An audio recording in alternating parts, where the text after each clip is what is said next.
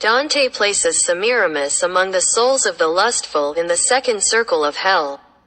She appears in Petrarch's Triumph of Love, Canto 3, verse 76.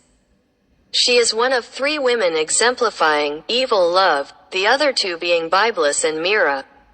She is included in De Mulieribus Claris, a collection of biographies of historical and mythological women by the Florentine author Giovanni Boccaccio that was composed in 1361 to 1362. It is notable as the first collection devoted exclusively to biographies of women in Western literature. 36. However, Semiramis always was admired for her martial and political achievements.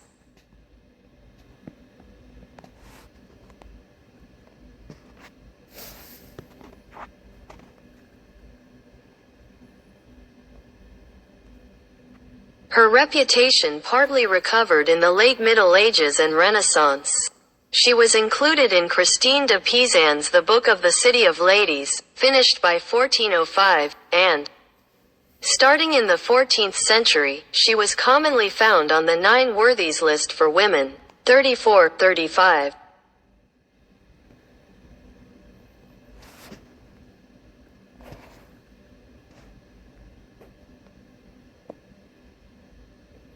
Semiramis appears in many plays and operas, such as Voltaire's tragedy Semiramis, and in multiple separate operas entitled Semiramide by Domenico Cimarosa, Marcos Portugal, Joseph Myslivicek, and Giacomo Meyerbeer, Pedro Calderón de la Barca, and Gioacchino Rossini. Arthur Honegger composed music for Paul Valeri's eponymous ballet pantomime, in 1934 that was revived in 1992 after many years of neglect.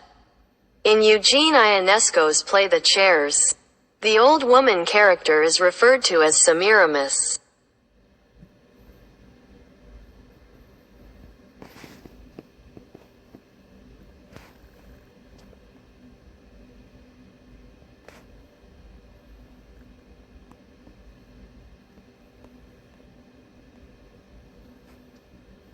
Semiramis' hearing of the insurrection at Babylon by Giovanni Francesco Barbieri, 1624, Museum of Fine Arts. Boston. She was mentioned by Shakespeare in Act 2 Scene 1 of Titus Andronicus and Scene 2 of The Induction in The Taming of the Shrew.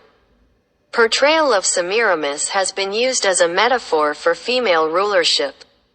Sometimes she is referenced during political disputes regarding rule by women, both as an unfavorable comparison, for example, against Elizabeth I of England, and as an example of a woman who governed well. 33. Powerful female monarchs Margaret I of Denmark and Catherine the Great were given the designation Semiramis of the North. 37.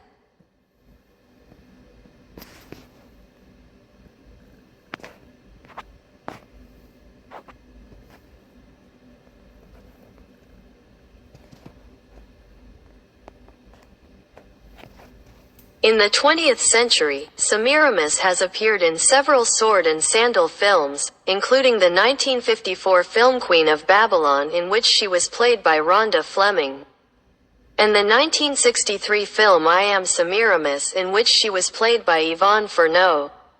In John Myers' novel Silverlock, Semiramis appears as a lustful, commanding queen who stops her procession to try to seduce young Lucius, who has been transformed into a donkey. 39. Oh, look here. 2 Babylons. Look here.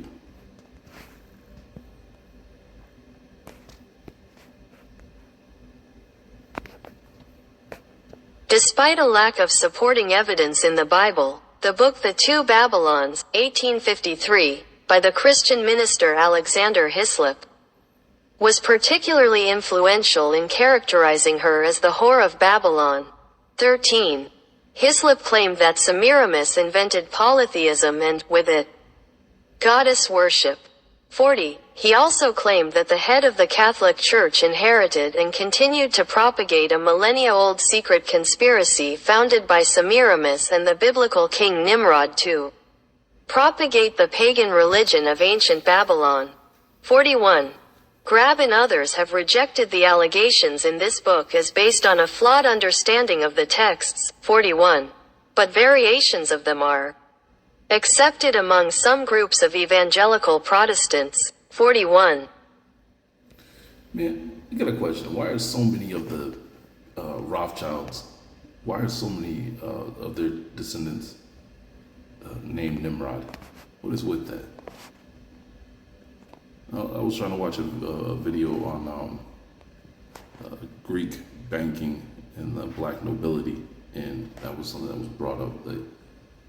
That so many of the Rothschilds named themselves Nimrod. What is with that? Hislop asserted that Semiramis was a queen consort and the mother of Nimrod, builder of the Bible's Tower of Babel.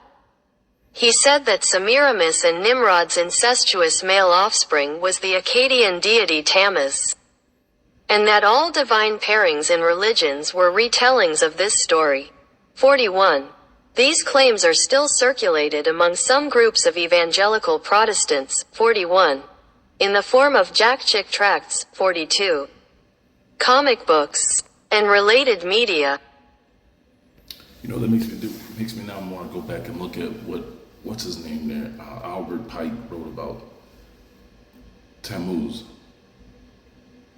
because this is starting to feel weird, right? Because didn't he say Tammuz is Lucifer?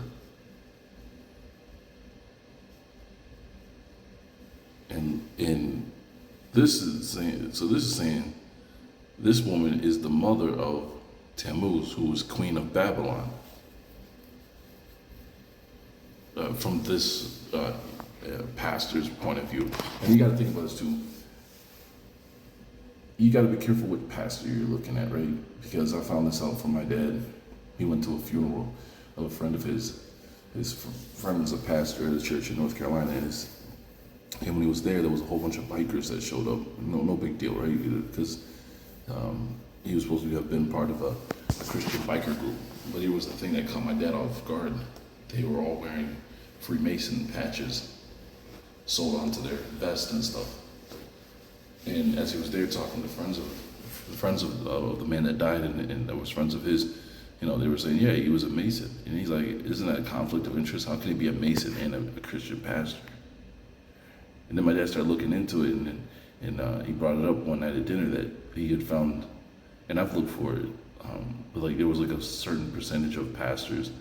It was like, I don't want to exaggerate. I think the number was anywhere from 60 to 70% of pastors throughout North America were professed Freemasons.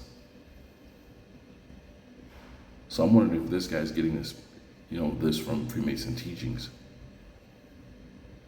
And they're just like, shrugging it off because they don't want this teaching out. That's what I'm starting to wonder. Because it sounds believable, but it also, you need more, right?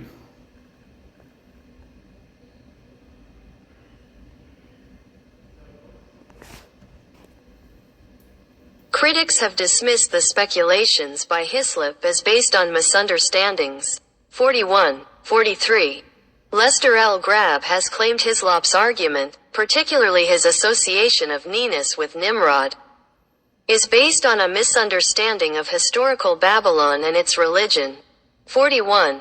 Grab criticized Hislop for portraying Semiramis as Nimrod's consort, despite that she has not been found in a single text associated with him. 41. And for portraying her as the mother of harlots, even though this is not how she is depicted in any of the historical texts where she is mentioned. 41. Ralph Woodrow also has been critical of this interpretation and has stated that Alexander Hislop picked, chose and mixed portions of various myths from different cultures. 44. See, that's interesting because it sounds like they're saying because there's nothing in the public's eye that says this, then it can't be true. And I wonder how this Alexander Hislop came about to even make this conclusion, because I would like to see what they're saying. They're mixing, because he's pointing out genealogy, right? That she's the mother and that what's his name there? Nimrod is the son, or no, I'm sorry. Yeah, male offspring. Yeah, Nimrod would be their son of the king that was there, and that they made a child together. So this guy Alexander is making a claim to genealogy, and they're saying no, based off of religion, that it didn't go that way. Prove through the genealogy that they didn't do that. That's what they need to do. The guy's criticizing that. So yeah, I just thought that was interesting.